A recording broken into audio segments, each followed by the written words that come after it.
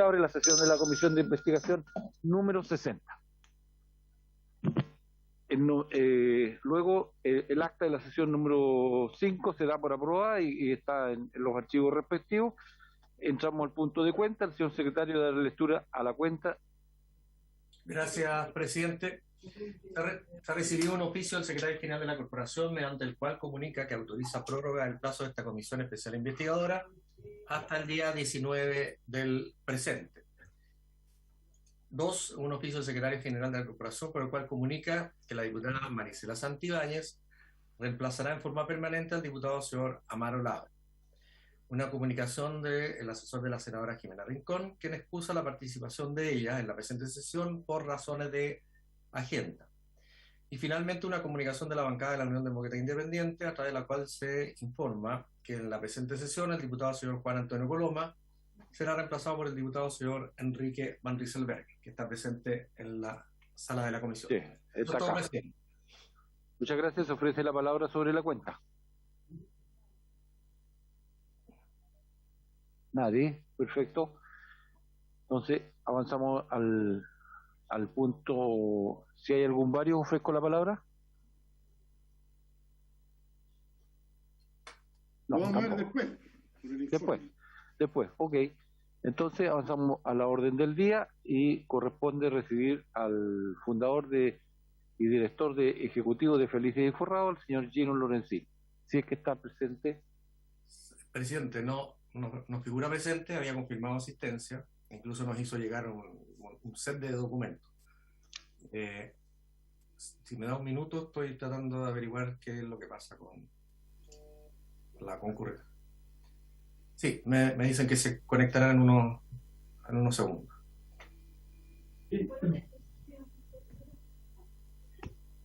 Presidente, aprovecho mientras tanto de responderle al diputado don Leopoldo Pérez. Nosotros tenemos hasta el día 6 de septiembre para votar las conclusiones y proposiciones. Así que tenemos un tiempo suficiente. Ya, ok. Está bien. Entonces, vamos a estar a la espera de... Sí. Nuestro secretario está haciendo la confirmación de qué pasa.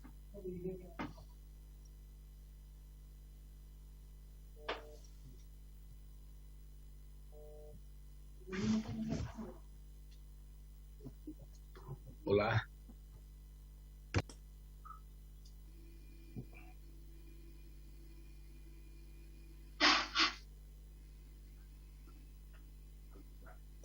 Dame un segundo, voy a ver si...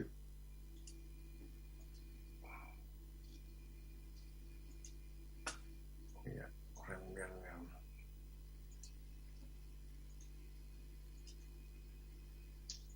Ahí está.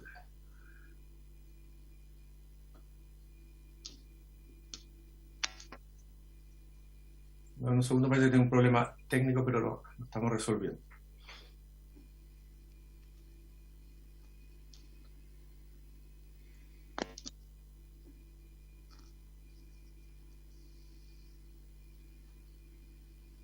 Ahí está, presidente. Está ingresando a la sesión.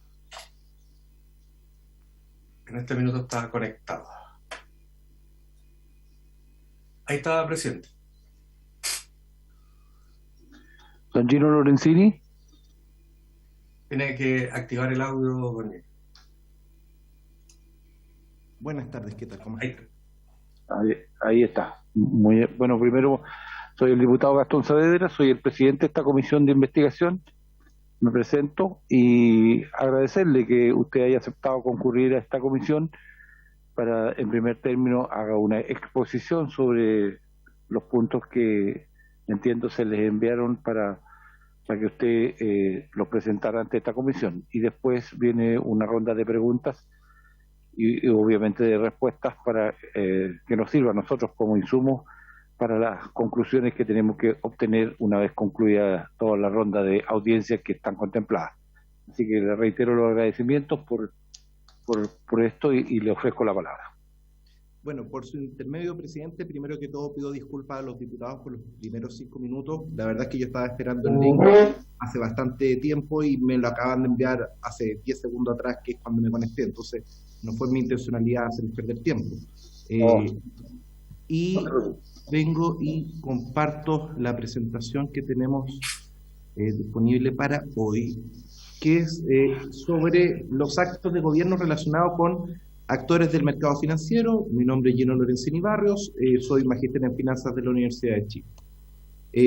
La primera consulta que tengo para la presidencia es que la comisión que se aprobó tenía dos objetos iniciales, que fue lo que se aprobó por la sala de la Cámara el 15 de diciembre, que era si existió negligencia u omisión en el ejercicio de las atribuciones que la ley les otorga a estas instituciones para normar y fiscalizar la prestación de dicho servicio, y asimismo, el segundo punto, determinar eventuales negligencias u omisiones que guardan relación con las vinculaciones políticas que existían entre los profesionales que brindan esta asesoría y altos funcionarios del gobierno entre 2014 y 2018. La pregunta más concreta es que está el reglamento de la Cámara, el artículo 53, que no se puede ni modificar ni por unanimidad. Entonces quería confirmar si el objetivo de la comisión se puede ampliar o no más allá de 2014 o 2018, porque no se estaría respetando el reglamento de la Cámara. Entonces solo ese tema de detalle para consultarlo.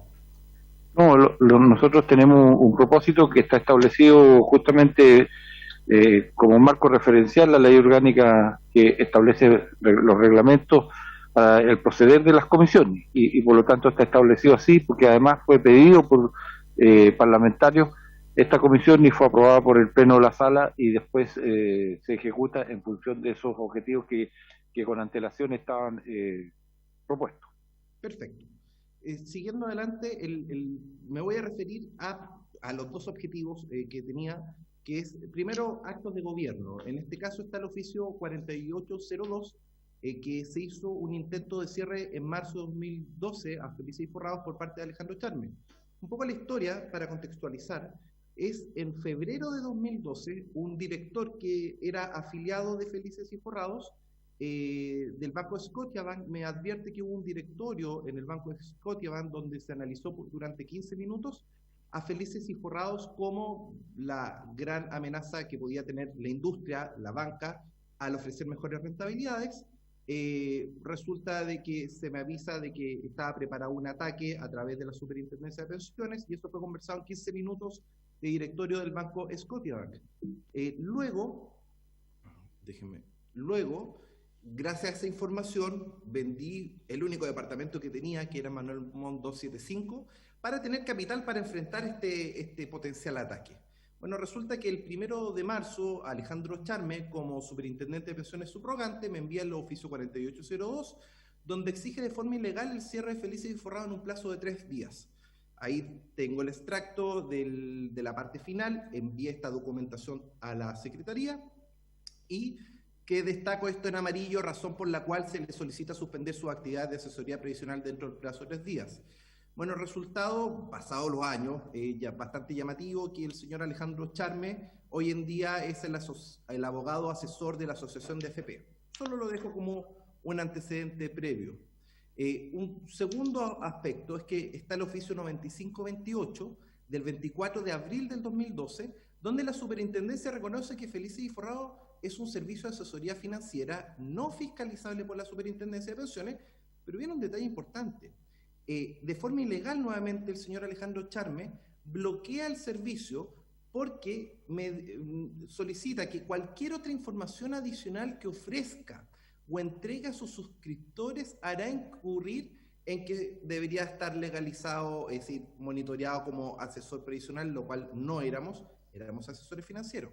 Este detalle, queridos diputados, estimados diputados, es muy relevante porque cuando a mí se me ataca y se me dice que usted daba sugerencias masivas, este es el motivo, por una restricción ilegal de la superintendencia, que yo nunca pude pedir más datos para armar, por ejemplo, grupos por AFPs, grupos por edad, grupos por perfil de riesgo, que teníamos desarrollado todas las fórmulas para poder hacer, si queríamos, incluso 100 grupos distintos, y de esa forma no tener cambios masivos y no afectar al mercado financiero. Entonces, quiero mostrar justamente esta documentación que demuestra que fue una restricción ilegal de parte de la Superintendencia de Pensiones hacia mi compañía y no al revés nuevamente con el señor Alejandro Charme.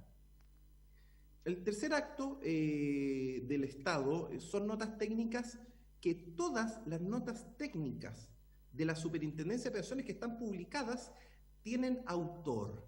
La nota técnica número 1 fue Francisco Pino, la nota técnica número 2 fue Roberto Bravo, Rubén Castro, nota técnica número 3, Jimena Quintanilla, nota técnica número 5, George Vega. Pero justamente las tres notas técnicas que atacaron haciendo fuerte sesgo en contra de mi compañía, fueron sin autor, que fue la nota 3, la nota 6 y la nota 7. Y es de suma gravedad porque no se está respetando principios básicos del derecho, como hacer los procedimientos con igualdad para todos. Es decir, si es que hay una superintendencia, debería tener un autor. Y el no tener autor, la pregunta es ¿por qué no tenían autor? Y ¿por qué estos documentos, estas notas estaban sin autor? Porque eran sesgadas.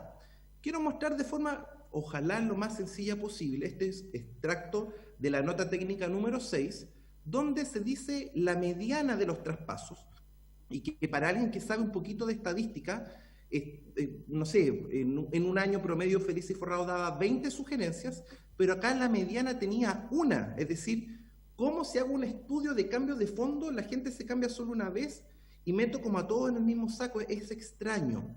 ¿Y dónde está el detalle? Si uno lee más abajo, para un total de 1.000.000, casi 200.000 cambios de fondo en la historia, en todos estos años, se observa, y lo dice el mismo informe de la superintendencia, y ahí está el sesgo, 495.000 afiliados, un 41% de total, solo se ha traspasado una vez en ese periodo. ¿Qué es lo que les quiero explicar de forma sencilla?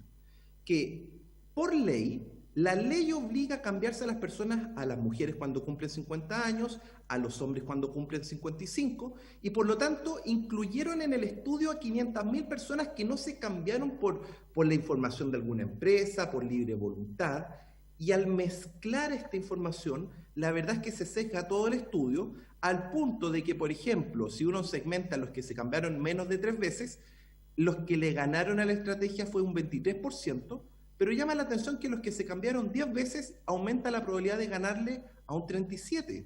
También me llama la atención por qué no incluyeron a los que se cambiaron más de 20 veces. Y obviamente es que este es un problema estadístico, de sesgo estadístico, donde la superintendencia, al incluir personas que se cambian por una vez, ensucia los datos y en vez de decir que los ganadores de la estrategia fueron un 46%, afirman que solo fue un 23%. De esta forma genera una información sesgada que puede hacer tomar una decisión equivocada. Adicionalmente, es raro que si analizan una empresa que la más grande era Felices y Forrado, ¿por qué no se analizó los que se cambiaban más de 20 veces? Y esto es porque el 100% estábamos generando una mayor rentabilidad. ¿En qué lo puedo contrarrestar? Hice un informe del histórico de FIF con las pérdidas anuales contrarrestando. Y acá, como se puede apreciar, más allá de lo que la gente puede creer, nosotros siempre señalizamos, nosotros primero disminuimos el riesgo de pérdida. Y se puede ver que, por ejemplo, el año 2011, el fondo A pierde un 6,4%, el fondo B pierde un 3,7%, el fondo C un 1,4%, y nosotros ganamos un 4,7%. El año 2018 se pierde un 3% contra una ganancia de 4,6%. O el año 2020, hasta el 28 de mayo, que fue cuando sale la nota técnica número 6, nosotros estábamos ganando un 2,1% en vez de perder un 8,9%. Entonces, la primera funcionalidad de disminuir pérdida está conseguida, ningún año tuvimos pérdidas. Y segundo hecho, es que tampoco es que le ganáramos al mercado, porque, por ejemplo, pongo un año, el 2014, el fondo A rentó un 14%, es decir, rentó prácticamente el doble que nosotros, que solo rentamos un 7,7% ese año. Entonces, quiero ser bastante claro y transparente en que acá nunca se generaron pérdidas anuales, se disminuyó el riesgo de pérdida, pero en el global el efecto de disminuir las pérdidas es que en ese periodo histórico hasta el 28 de mayo teníamos un 97% de rentabilidad acumulada versus un 74% de rentabilidad acumulada del fondo A, ganándole a todos los multifondos. Por lo tanto, estos son los números, más allá que les molesta. Ahora, como ustedes pueden quizás no creer en la información que estoy dando, ocupo la planilla que se informaba en cada cambio de fondo, donde acá mi AFP, no Gino Lorenzini, mi AFP certificaba que en los últimos 12 meses Gino Darío Lorenzini Barrios había obtenido UF más 12,1%, en vez de haber perdido un 4% en el fondo A. Los resultados que no puedo cambiar, que son hechos, que están en mi cartola, demuestran que pasé en 10 años de 8.800.000 pesos acumulados a 49.357.000 pesos. Entonces, quiero clarificar que el servicio de Felices y Forrados, ¿cuál era? Que un magíster en finanzas, en el momento en que se cambiaba, yo me cambiaba de fondos y hacía pública la información para todas las personas en el mismo segundo, siempre después del cierre de los mercados. Por lo tanto, cuando se me acusa de front-running, es bastante difícil hacer un front-running porque yo corría mis fórmulas cuando se cerraba el mercado, tipo 16:10, ya tenía lo que la fórmula me indicaba, seguía la sugerencia y a los media hora desde que seguía la sugerencia se hacía pública. Nadie podía ocupar esa información en el mercado porque para ocuparla el mercado tiene que estar abierto. Cuando está cerrado ya no te sirve. Entonces, quiero ser bastante claro que el servicio era bien simple: transparentar lo que hacía un magíster en finanzas y la gente podía seguir esa información o ignorarla. Luego, otro tema con el Estado, el caso CERNAC de junio de 2013, bastante llamativo, una estrategia que ya la habíamos vivido, un ataque que nos ataca muy fuerte públicamente en el gobierno de Piñera 1, y el resultado que del CERNAC después no pasó nada. Entonces, se repite ahora el caso CERNAC 2020, donde en este caso Lucas del Villar, director del CERNAC, con prejuicios, y esto es el detalle, con prejuicios, el 12 de noviembre de 2020, ni siquiera el CERNAC había iniciado la investigación. Y en esto quiero ser bastante claro, porque esto hay que documentarlo con hechos. Y acá está nuestra respuesta al CERNAC, que nos dio un plazo de 10 días hábiles. Nosotros enviamos un informe de 150 páginas, con lujo de detalles. ¿Y qué ocurría en estas 150 páginas? Le hicimos ver al CERNAC una cosa. Conforme a los artículos 45 y 46 de la ley 19.880, los actos administrativos de efectos individuales, como sería el requerimiento de informado solicitado por vuestro servicio, deben ser notificados por escrito, carta certificada o a modo personal, lo cual sucedió el 16 de noviembre de 2020. No obstante lo anterior, la existencia de esta solicitud fue conocida de manera previa a la notificación por nuestra empresa y por todo Chile por los medios de prensa. No puede un director del CERNAC anunciar una futura investigación sin habernos notificado previamente, lo cual ocurre el 16 de noviembre, cuando él salió en todos los medios el día 12 de noviembre del 2020. Por lo tanto, acá claramente se está vulnerando el principio de imparcialidad establecido en el artículo 11 de la ley 19.880, que señala expresamente que la administración debe actuar con objetividad. No contentos con eso, nosotros respondimos a estas 150 páginas con la memoria de cálculo, porque ellos afirmaban que hacíamos publicidad engañosa, y la verdad es que está todo detallado en Excel, 150 páginas contundentes, y a pesar de eso el CERNAC viene y filtra por la prensa, lo cual es gravísimo, porque a nosotros, a la fecha, el gerente general no ha recibido la notificación de parte de tribunales.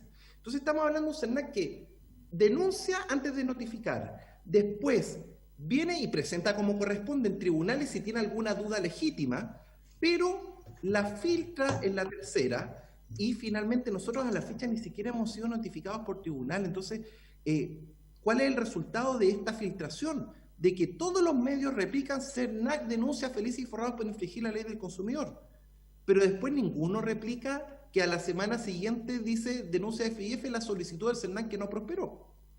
Obviamente que no prosperó en ciertos aspectos, y hay que ver, yo todavía, el gerente general no ha sido notificado, y por lo tanto acá hay graves vulneraciones de parte del CERNAC. Otro caso, ¿dónde nace el problema del CERNAC? Por una columna de un señor llamado Palma. Y acá quiero ser bien claro con los hechos, con el itinerario. La columna de La Tercera, el cruel engaño, fue el 10 de noviembre de 2020. El 12 de noviembre, solo 2 días, sale Lucas del Villar anunciando investigación por posible publicidad engañosa. Y el 13 de noviembre nosotros preguntamos por transparencia al CERNAC. ¿Y por qué es tan importante que esto partió por una columna de Palma? Porque el señor Palma, que pueden ver su LinkedIn acá, él era gestión de inversiones de moneda asset. Y lo que nos llama la atención es que él trabajó en moneda asset, según su LinkedIn, hasta el año 2013. ¿Cómo es posible que él estaba registrado en Felices y Forrados usando su mail de moneda asset el año 2017, 2018, 2020? Incluso justo se desuscribió el 10 de noviembre del 2020. Es bastante raro, es como que quizás fue una práctica de moneda asset para sacar a Felices y Forrados del mercado. Llama bastante la atención. Después, nosotros hicimos una consulta por el sitio web del CERNAC, cuántas denuncias teníamos al 12 de noviembre, que fue cuando se anuncia esto en contra de nosotros. Teníamos 0 denuncias en el CERNAC, 0. Y no tan solo eso, sino que por transparencia, cuando me responden el 29 de diciembre, nos afirman de que teníamos apenas 48 consultas en 7 años para una empresa de casi 200.000 clientes. Entonces, si dimensionamos la cifra, de hecho lo más llamativo, que es por lo que supuestamente nos denuncia, porque solo me he enterado por los medios, por información y publicidad, entre el año 2019 y 2020 teníamos 0 denuncias. Entonces, es bastante grave cómo el CERNAC es utilizado, un organismo del Estado no cumpliendo el debido proceso para venir y afectar la imagen de una compañía. Y el CERNAC en la investigación reconoce, y acá hay un hecho bien grave, a la comisión investigadora que ustedes recibieron hace un tiempo atrás del CERNAC, reconoce que con fecha 10 de noviembre fue publicada una columna, Un cruel engaño, en un reconocido diario de circulación nacional, en el cual un economista afirmó que respecto de la empresa Felices y Forrados, el efectuar un análisis efectivo de las rentabilidades producidas por la sugerencia informada a sus clientes. ¿Qué quiero decir? Que el CERNAC reconoce en junio de este año de que inició esta investigación por la columna de Palma. ¿Pero qué ocurrió? Lo que ocurrió es que cuando nosotros le preguntamos por transparencia al CERNAC, ¿hubo una denuncia formal de algún cliente de Felices y Forrados o están actuando de oficio por la nota de prensa del diario La Tercera, Un cruel engaño? Y en ese momento, en diciembre, por escrito, el Estado de Chile nos miente, el CERNAC nos miente porque dice, no comenzó esta denuncia por esto. Pero a la comisión investigadora, el 13 de junio, afirmó que sí comenzó por la columna de Palma. ¿Y por qué es tan relevante la columna de Palma? Porque después hicimos otras preguntas por transparencia, como, por ejemplo, ¿cómo y cuándo contactaron al autor de la nota, Salvador Palma? ¿Cómo obtuvieron como CERNAC los datos privados del señor Palma, tanto root, nombre completo, teléfono, email? ¿Cuál funcionario público consiguió acceder a los datos del señor Palma? Y certificaron los estudios del señor Palma, porque cualquier persona podría decir cualquier mentira por los medios y uno espera que el CERNAC verifique quién es esa persona o si tiene algún conflicto de interés.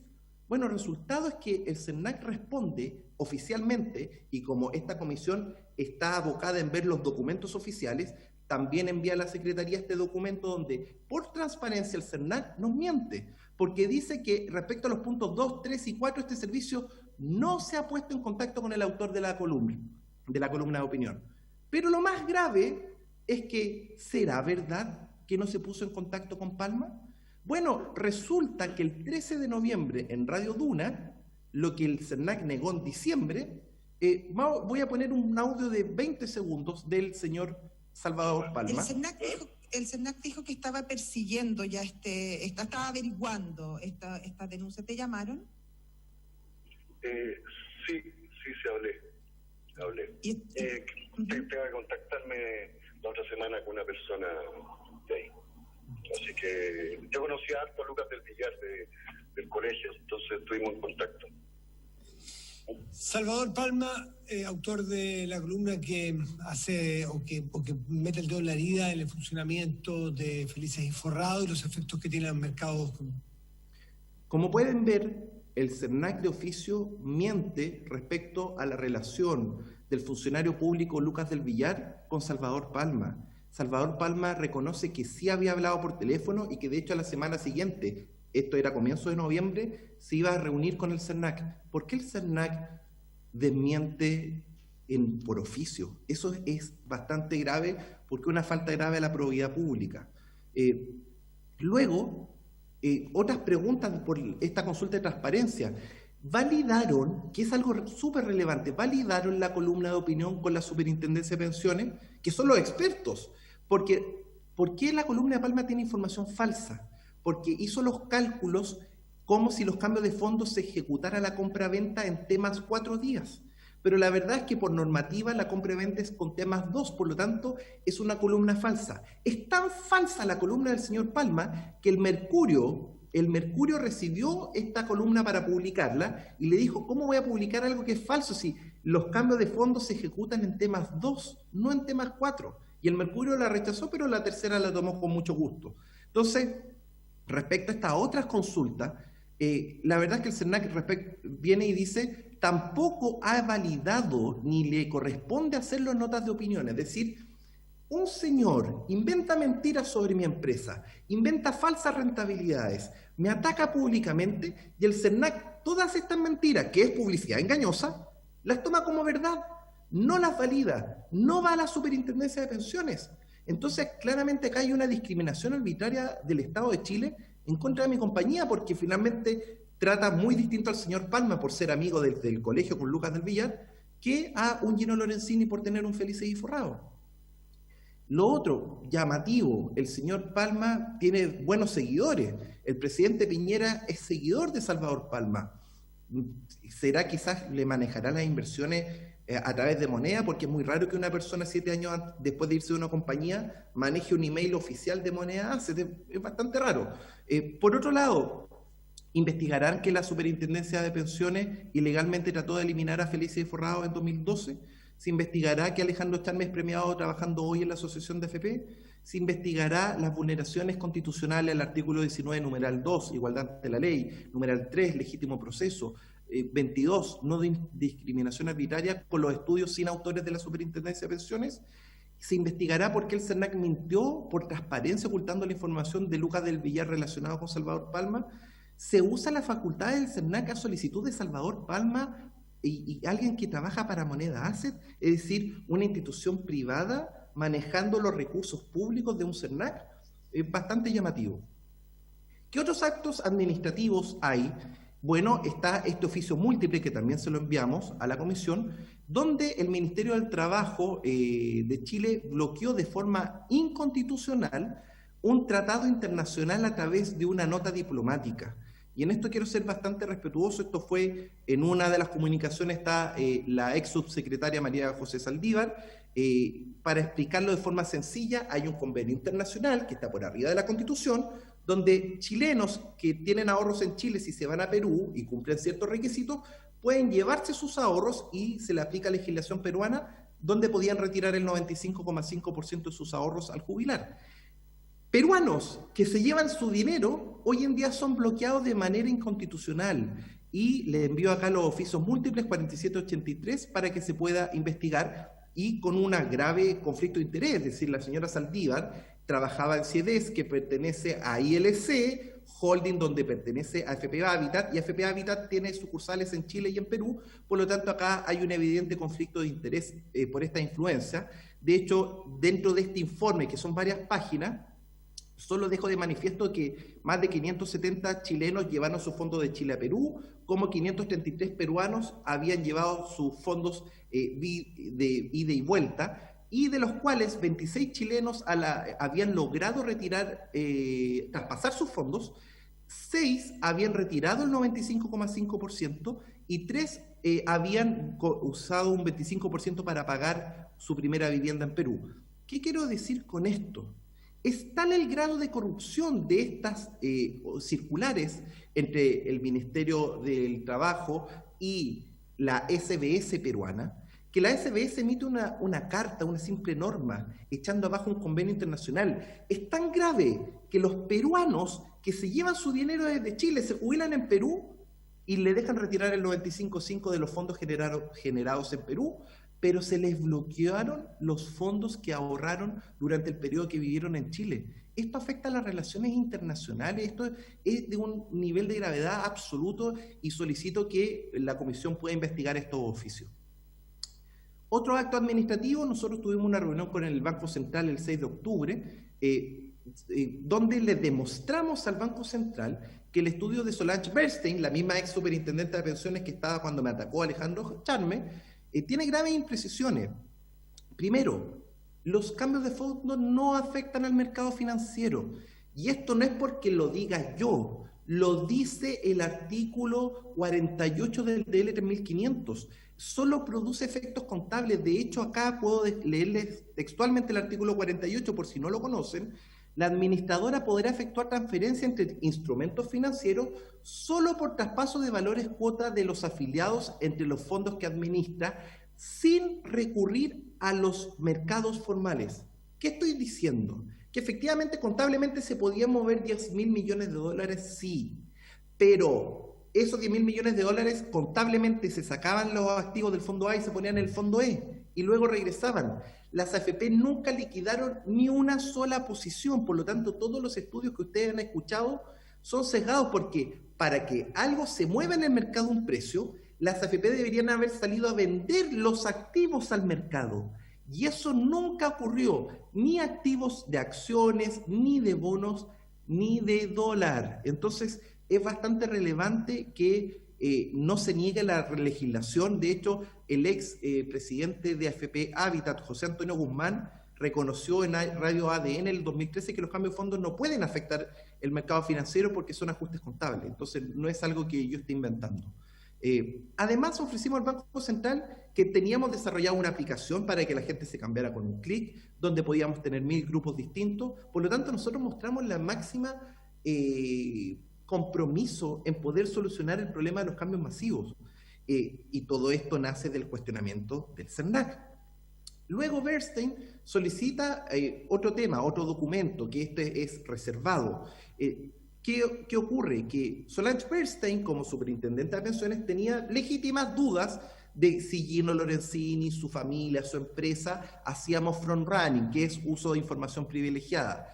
Y la verdad es que se hizo el año 2013 esa investigación y la CMF demostró que no había ninguna transacción con conflicto de interés. Ninguna. Entonces, cuando diversos diputados, yo después por su intermedio, presidente, solicito que se me pidan disculpas públicas de parte de los diputados que han afirmado que yo he realizado front-running, porque cuando hay una investigación de la CMF y aclara que no hay ninguna transacción con conflicto de interés, yo espero simplemente de que funcione la institucionalidad y se respete los artículos del reglamento. Luego, este año el fondo ha rentado un 13%. Bueno, con mi patrimonio personal, que no lo tengo invertido en Chile, lo tengo invertido en el extranjero, solo en ETF en Estados Unidos he rentado un 45%. Y, pero Gino se lo está inventando. No, de hecho, hoy estoy 100% con esas inversiones en efectivo en dólar, y lo pueden ver, acá está mi cartola, que el year to date, que es decir, la rentabilidad desde el 1 de enero hasta la fecha, es de un 45,74%, por lo tanto, yo sí sé manejar mis inversiones, sí hago una buena labor, y toda esta campaña de desprestigio ha sido realmente brutal, y ya la verdad es que me salí del negocio por fuertes restricciones, no iba a poner 60.000 UF de garantía, pero finalmente quiero señalar de que acá hubo todo este ataque. Yo lo entiendo, diputado, es decir, ustedes le creyeron al Banco Central, le creyeron al CERNAC, pero acá ha habido una institucionalidad fragmentada donde hubo diversos ataques que finalmente lo único que querían era sacarnos del camino.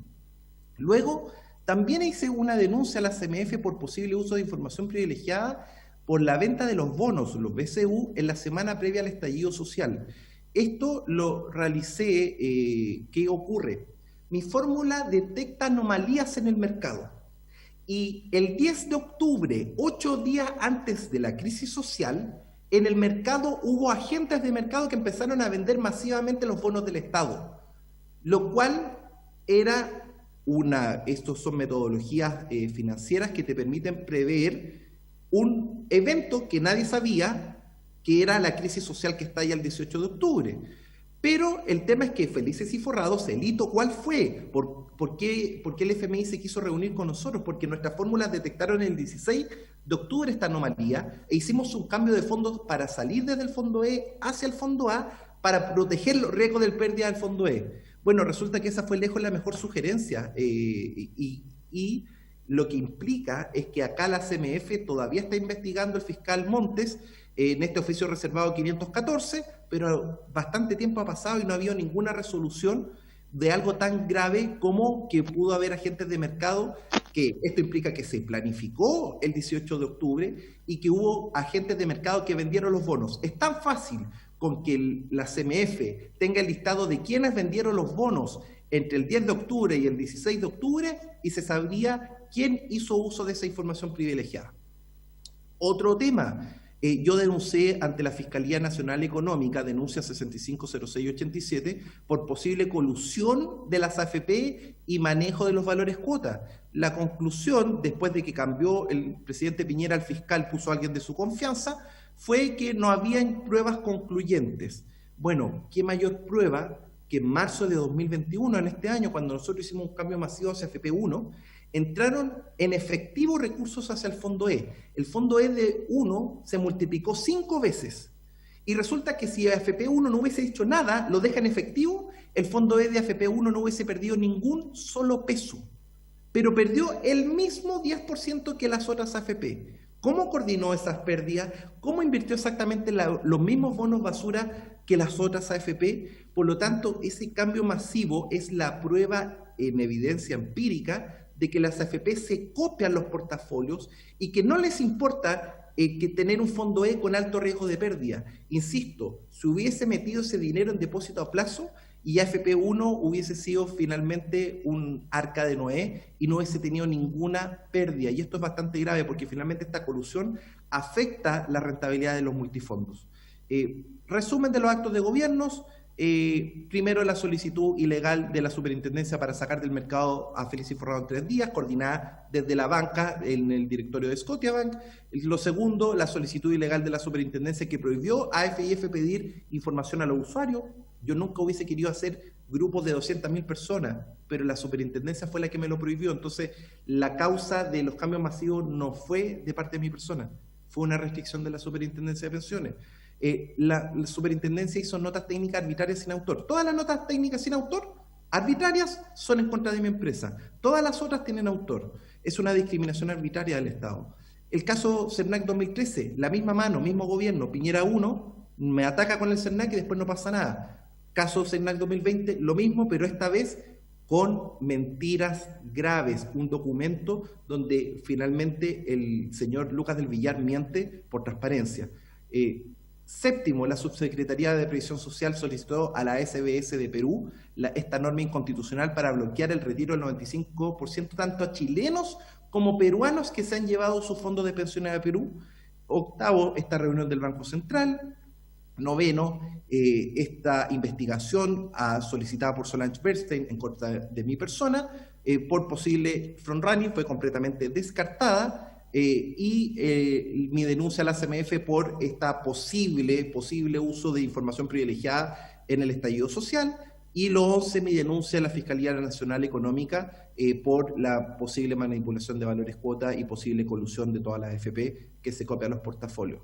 Entonces, en resumen, esta campaña de desprestigio, liderada por la Superintendencia de Pensiones, por el CERNAC, por el Banco Central, provocó la creación de esta comisión investigadora el 16 de diciembre del 2020.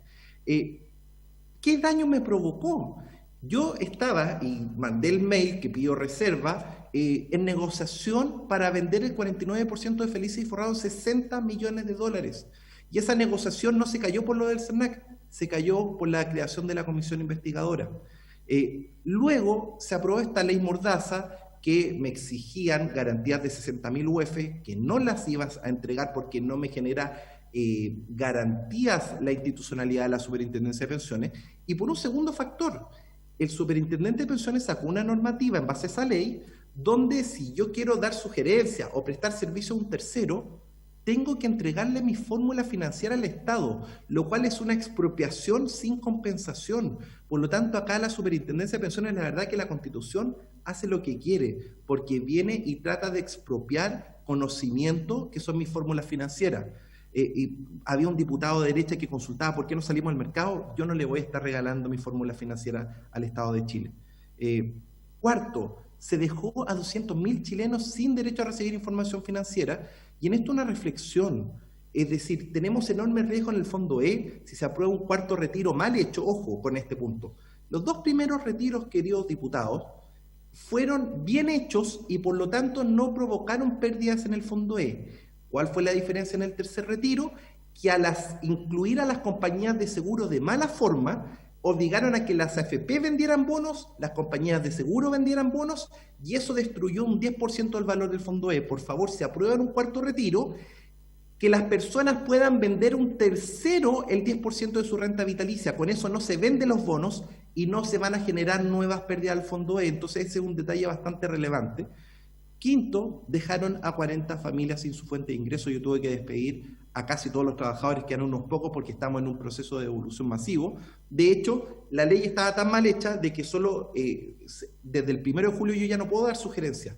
Pero mis contratos eran por 12 meses y me los pagaban por adelantado. Entonces, el Estado, con esta ley mal pensada, que no nos dieron los 12 meses de plazo, nos forzó a devolver cientos de millones de pesos. Yo creo que el Banco BCI, de hecho, nos dijo que éramos la única empresa que había hecho estas devoluciones masivas de dinero, y por lo tanto, cuando nos atacan Lucas del Villar del CERNAC, la verdad es que da vergüenza ver cómo la institucionalidad es fragmentada por conflictos de interés con los grupos económicos.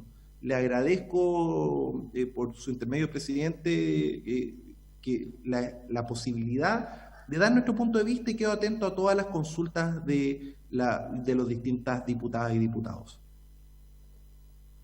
Muchas gracias, señor Lorenzini, por su intervención, por su aporte y por su presentación.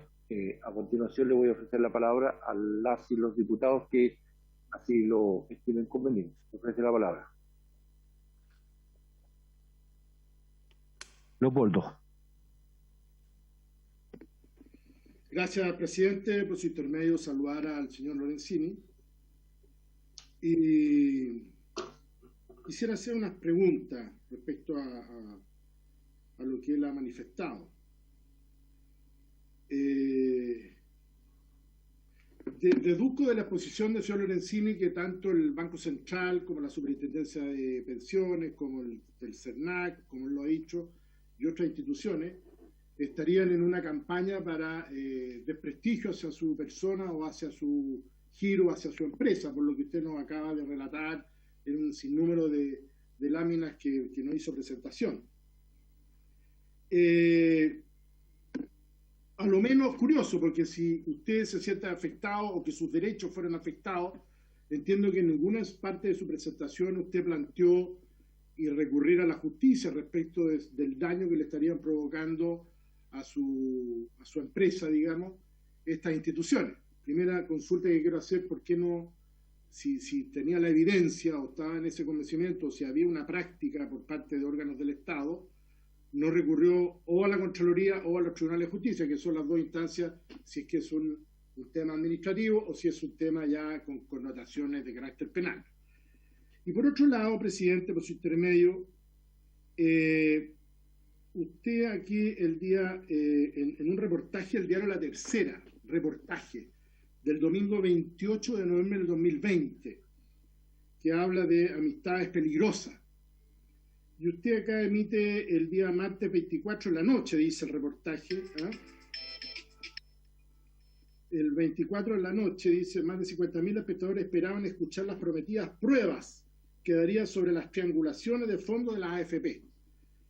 Y vuelve a aparecer ahí una mención al presidente Piñera. No sé si eso se refería al gobierno Piñera 1 o al gobierno Piñera 2, porque usted en toda su presentación ha hecho varias veces alusiones al gobierno del presidente Piñera. Y en ese mismo reportaje habla de relaciones peligrosas, de un vínculo que tendría con la familia Rincón, su asesor legal, el exdiputado a quien conocí, compartí el periodo legislativo, en ejercicio de su legítimo derecho a ejercer su profesión de abogado, pero también acá se habla en este reportaje respecto de unas indicaciones para tramitación de un proyecto de reforma al sistema de pensiones que estaba en el Senado. ¿Perdón? ¿Aló? No, nada, dale. Ya, entonces, y se habían presentado algunas indicaciones de su autoría para uno de los miembros de esa comisión que estaba analizando ese proyecto. Tanto en cuanto, si bien era uno de los retiros, entiendo, de esa reforma constitucional, no sé si el segundo de haber sido, y además se estaba tramitando lo que fue después la ley 21.314, que usted habla de la ley Mordaza, y que a todos como parlamentario, como miembro de Comisión de Hacienda, me llegaron su mail diciendo un montón de cosas. Bueno, y usted ahí dijo que iba a demostrar que habían ciertas triangulaciones y que estaba metido el presidente de la República y su familia, etcétera, etcétera, etcétera, cuestión que no pasó. Y lo concreto es que cuando nosotros escuchamos a todos estos organismos acá en esta comisión, decían absolutamente lo contrario a lo que usted dice, o sea, contrario en el sentido que no había persecución. Cuando se le preguntaba por el frontrunning que podría haber sucedido, todas las organizaciones dijeron que no, así que tampoco hay aseveraciones de que usted habría incumplido la ley, por así decirlo. Por lo tanto, también ahí quisiera hacer la aclaración para que quede en el acta de la comisión, cuestión que usted no lo hizo. Y respecto de la relación, un funcionario suyo también habría participado, un señor de apellido Rodríguez, también con indicaciones para algunos proyectos de ley relacionados con su tema, o que eventualmente podrían, y digo eventualmente para que no se malinterprete, podrían haber favorecido a gestores previsionales o asesores previsionales, dentro de los cuales estaba su empresa, y otras más, porque no es la única en todo caso.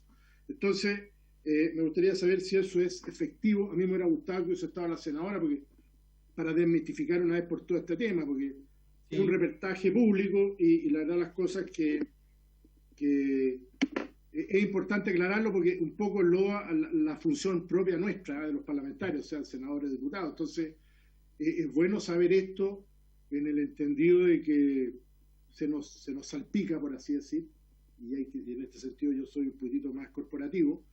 Entonces, que nos aclare efectivamente si usted trató o envió indicaciones para, entre comillas, verse beneficiado eventualmente, o no beneficiado, pero que no hubiese tenido tantas restricciones o como lo establecía el proyecto de ley. Entonces, eso me gustaría aclararlo con su intermedio, presidente, al señor Lorenzini. Esas dos cuestiones. Gracias. Gracias, diputado Leopoldo Pérez. Le ofrezco de inmediato la palabra al señor Lorenzini para que responda las interrogantes que usted ha planteado. La primera interrogante, por su intermedio, presidente, es respecto a por qué no he hecho denuncias en tribunales. O Contraloría, perdón. Porque puede ser Contraloría. A ver, hay dos motivos. Obviamente de que hay un contexto. Yo me fui un tiempo de Chile por amenaza a mi familia. Finalmente mi empresa ya está cerrada. Es decir, no ha sido un periodo fácil. Y por lo tanto yo no tengo hoy día confianza en el Estado de Derecho hasta que salga el 11 de marzo de la presidencia el presidente Piñera. Una vez que él salga, yo voy a ejercer todo mi derecho porque tengo plazo, por lo tanto no es obligación hacerlo inmediatamente. Segundo aspecto, de hecho, antecedentes adicionales, en media hora a las 15:30 está la otra comisión de las triangulaciones donde voy a entregar antecedentes adicionales. Por lo tanto, también voy a entregar antecedentes adicionales, pero finalmente todas las acciones legales me las reservo para cuando termine la presidencia del presidente Piñera. Respecto a la relación con Jimena Rincón, quiero desmitificar. Primero, yo la conocí justamente cuando Solange Bernstein hizo un estudio de que supuestamente el 99% de los clientes, que fue la nota técnica número 4, que supuestamente el 99% de los clientes felices y forrados tenían pérdidas. Yo me acuerdo que tuve que suspender un viaje, dejar solo a mi familia, regresar a Chile, ir al Senado, y ahí a ella la conocí como senadora y me dio una buena impresión y después conversamos. Entonces ese fue el momento en que la conocí, cuando me defendí de Solange Bernstein y finalmente por este escándalo, porque finalmente este estudio era falso, Sonat Bernstein sale de la Superintendencia de Pensiones. La otra consulta, respecto a la actualidad de esta ley del segundo retiro, que hubo una modificación constitucional, no afectaba en nada a los asesores financieros. La legislación hasta ese momento diferenciaba asesores previsionales de asesores financieros. Nuestra empresa era asesoría financiera. La modificación ocurrió, y por un hecho que hizo público Jimena Rincón, porque ella se reunió con los asesores previsionales, y los asesores previsionales sale esta propuesta de mejora, lo cual es un derecho de lobby de los asesores previsionales, no de los asesores financieros. Por lo tanto, esa modificación, aunque hubiese sido aprobada, no me podía beneficiar porque yo era un asesor financiero, al punto de que ahora, con la nueva ley de asesores previsionales, yo decidí cerrar mi compañía. Por lo tanto, no había ninguna posibilidad de que esa instrucción ocurriera. Respecto al señor Rodríguez, me reservo pronunciarme. ¿Por qué? Porque hay una situación bastante delicada atrás, hay acciones legales que están de por medio, y por lo tanto no me puedo pronunciar oficialmente respecto al señor Rodríguez. Espero, con todo respeto, diputado, y agradezco la aclaración de que nunca he realizado frontrunning, se lo agradezco, y la verdad es que es bastante agradable poder conversar con respeto. Yo igual entiendo, yo respeto al Banco Central. Yo he demostrado de que me he reunido con cada uno mostrándolo la contraparte. Acá finalmente hay un conflicto de interés, que cuando ocurre un cambio de fondo, se provoca finalmente un tema contable, pero nunca se generó una modificación en los mercados. Y eso incluso en ciertos estudios, uno los lee en detalle, el de Terrado, hay uno de la Católica, en que dice, sí, hay cambios masivos, movían 10.000 millones de dólares, eso es verdad, pero en el mercado nunca se movieron. Por ejemplo, en Chile, nunca salieron de los mismos 300 millones de dólares que se transan diariamente. Entonces, nunca las AFP salieron a vender posiciones en el mercado, y esa es una realidad que, por más que la quieran negar las autoridades, está el artículo 48 del DL 3500, que es lo que lo reglamenta. Muy bien, te agradece. Quiero, si es posible, porque usted, no quiero que quede nada en el aire, si fuera posible, las amenazas que usted ha recibido, las menciona usted ahora en su primera intervención, son de agentes del Estado, son de personas particulares. No quiero nombre ni nada, sino que simplemente especificar porque es grave la situación. Si fuera así, o si es la institucionalidad a través de sus diferentes estamentos la que se ha permitido actuar coercitivamente con usted. A ver, las personas que hicieron amenaza en contra de mi familia son personas naturales. La investigación y los datos que estamos gestionando a través de la justicia es que la hipótesis es que esta persona natural tiene una relación o tenía una relación con una compañía de seguro relacionada con una AFP. Por ahí venía el tema. No sé si que habría organismos del Estado detrás. Lo que sí hubo mucho tiempo que sí tenía intervención telefónica, y en el gobierno de Piñera 1 sí hubo intervención de organismos del Estado a las comunicaciones de mi compañía, y eso sí ocurrió en el gobierno de Piñera 1, para contextualizar. Ok, muchas gracias. Sujeto la palabra.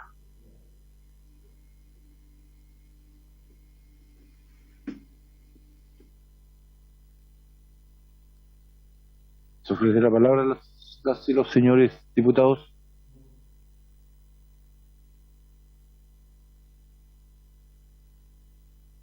Bueno.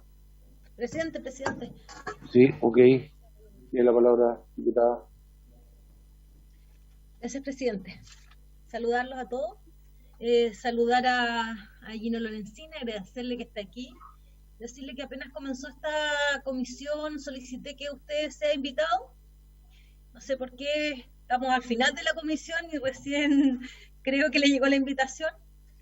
Ya no tenemos ganas ni siquiera de pelear ni cuestionar todo aquello que pasa medio raro. Gino, decirle que es mejor que usted ha visto todo el funcionamiento,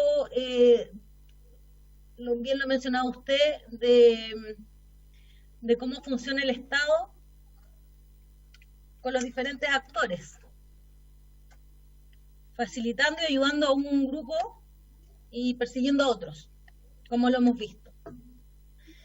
Todo lo que usted aquí plantea, yo, si bien hoy día no voy a hacer un análisis porque ni me voy a pelear con mis colegas porque me pelean cuando yo me pongo un poquito mañosa, porque yo creo que ya no es mucho lo que se puede hacer. Usted ya ha sufrido todas las consecuencias de que no ha sido escuchado. Aquí nos damos muestra de todo aquello, pero yo hace mucho tiempo que vengo leyendo y escuchando, por lo tanto estoy informada con respecto al funcionamiento y todas las pruebas y todo lo que se ha realizado en su contra, desde hace mucho tiempo.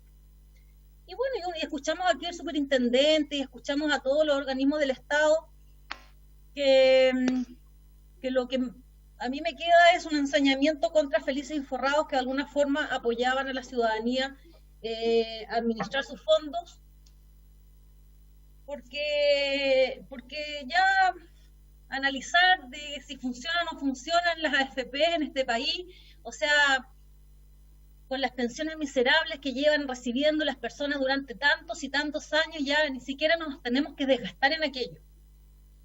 Mi intención principal era que usted pueda venir aquí, que quede registro, por si algún día alguien quiere hacer un análisis de lo que en este país está pasando, pueda tener sus argumentaciones, su información y todo lo que usted con tanto dolor y sacrificio por años ha tratado de dar a conocer de lo que pasa en nuestro país con los fondos de todos los chilenos, que por años han sido mal administrados, y se habla de vulnerabilidad y que ustedes con su empresa podrían afectar, cuando aquí nadie ha defendido lo que las AFP han hecho por tantos y tantos años en contra de la ciudadanía y de los afiliados y de las personas que hoy día reciben estos sueldos de miseria. Yo no quiero entrar en los detalles, no quiero hacer mayores análisis. Fui una de las que voté en contra de la ley Mordaza, como se terminó llamando, y la verdad es que me sorprende porque yo pensé que íbamos a hacer más que íbamos a votar en contra de esa ley, una ley que la verdad es que es como que estamos votando leyes que nos van a perjudicar o que van a perjudicar a la gente que representamos. Entonces ya esto ni siquiera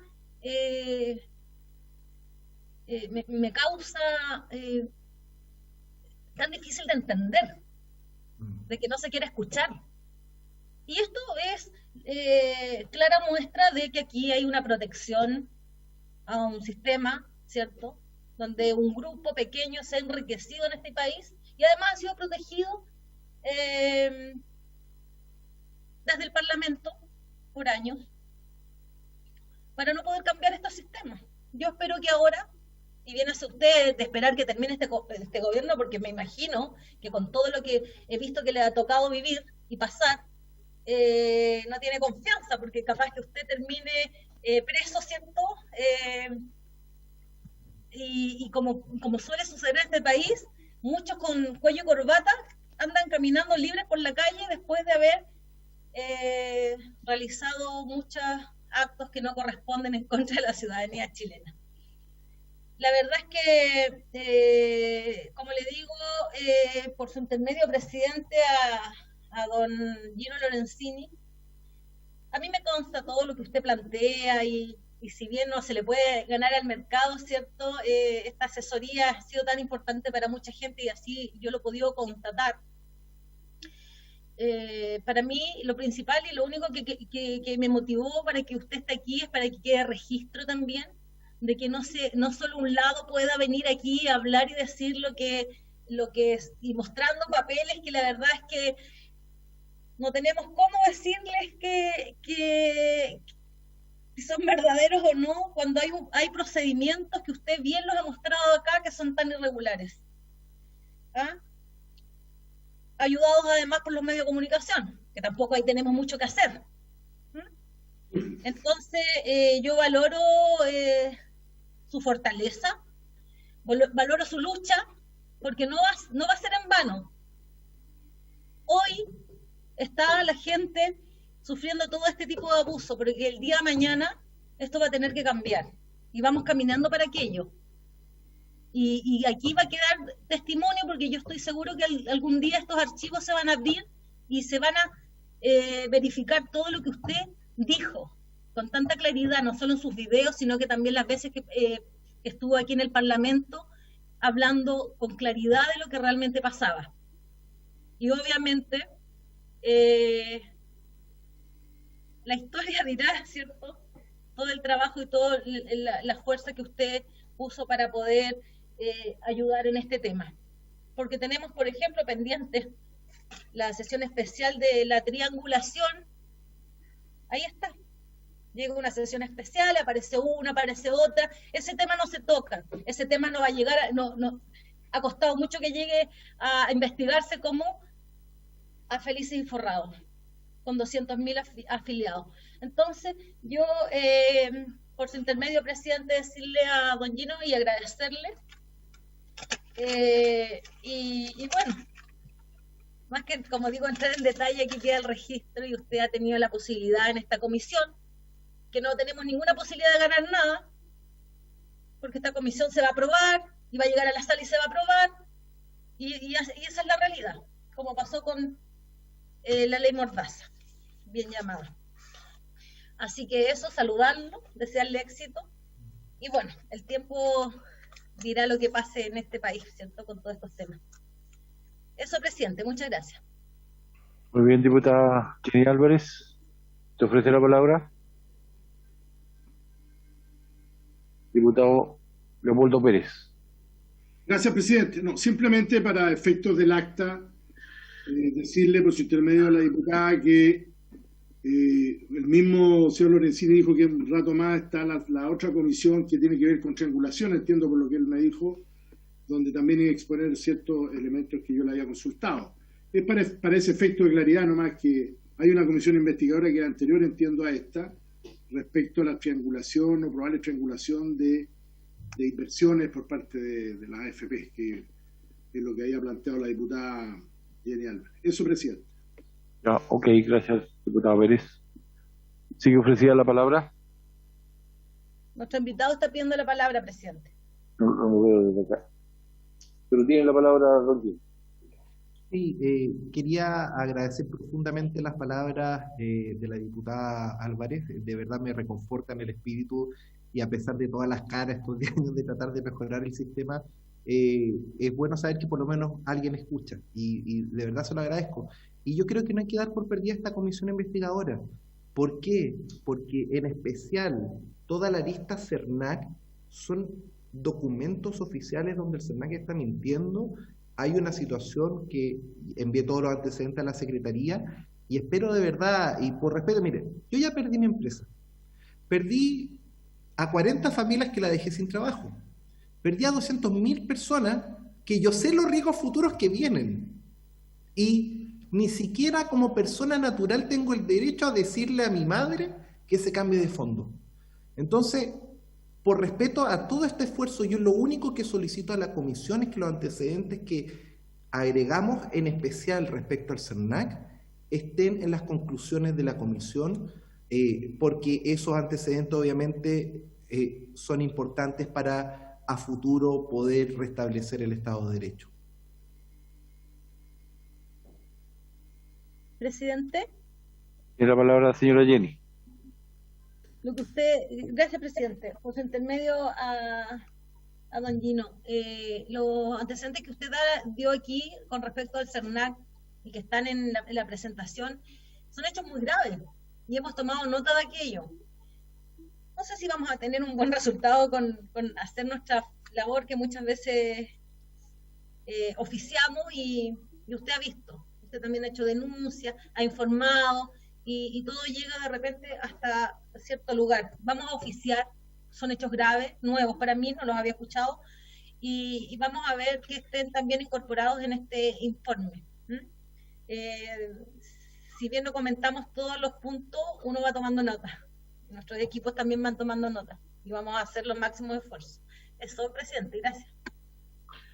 Sí, yo solo agregar que todo lo que acá se ha dicho en la comisión se ha recogido, y son documentos que van a dar el soporte veraz al trabajo que hemos estado llevando por un buen tiempo, en donde los invitados nos han entregado opiniones y versiones, y también nosotros hemos hecho preguntas que a veces han sido incómodas, han sido punzantes, pero las hemos hecho. Y hoy día el señor Lorenzini ha tenido todo el espacio sin ninguna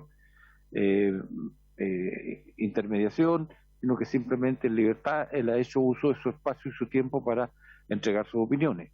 Y estas evidentemente van a estar plasmadas en el acta de esta sesión, y también va a ser parte de los elementos soportantes para las conclusiones que tenemos que tener. O sea, nosotros no estamos acá para hacerle guiños o acciones de beneficio o amparo o protección a nadie, sino que tenemos que entregar un informe que al mismo tiempo a esta comisión la prestigia ante sus pares, y al mismo tiempo no podemos cometer actos que como diputados acrecienten la duda respecto de la honorabilidad de nosotros. Así que en eso, por lo menos como presidente, doy la garantía de que va a haber un comportamiento a las alturas de parte de los integrantes que componemos esta comisión. Me ofrece la palabra.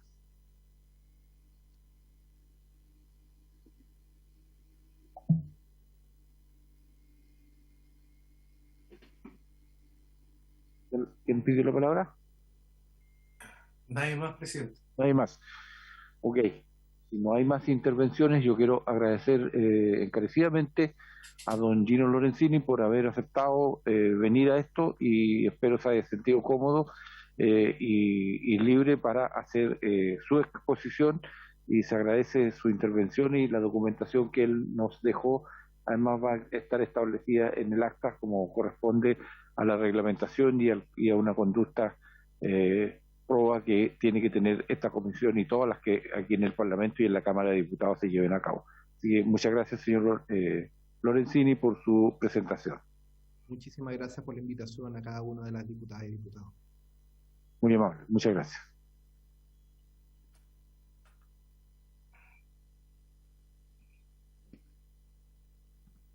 Ok. Quiero, bueno, como les dije al comienzo, que nos quedáramos unos par de minutos porque declinó la invitada, que era la senadora Rincón.